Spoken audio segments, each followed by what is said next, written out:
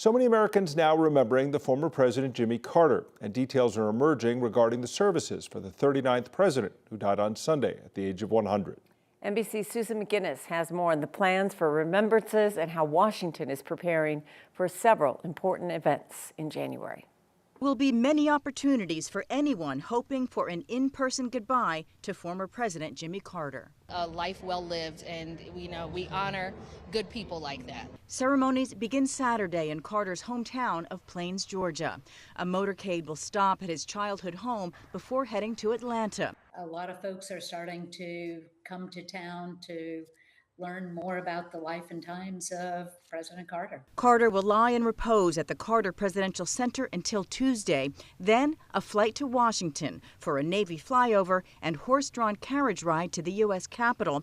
Many already lining up at the People's House to sign a condolence book and pay respects. It's an honor to be able to sign and have that last, thank you. President Biden expected to eulogize his old friend at the funeral January 9th at the Washington National Cathedral. Then the final trek back to Georgia and a burial at Carter's home alongside his wife Rosalind. He's probably up there bossing them around, telling them how to teach Sunday school. The ceremonies adding to several high-level security events in D.C. in January. The anniversary of the January 6th insurrection, the certification of 2024 electoral votes, and the January 20th inauguration of President-elect Donald Trump.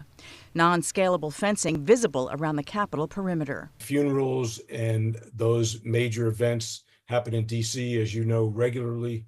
So MPD and USCP are well equipped to handle things simultaneously. Both January 6th and 20th designated national special security events by Homeland Security. Susan McGinnis, NBC News, Washington.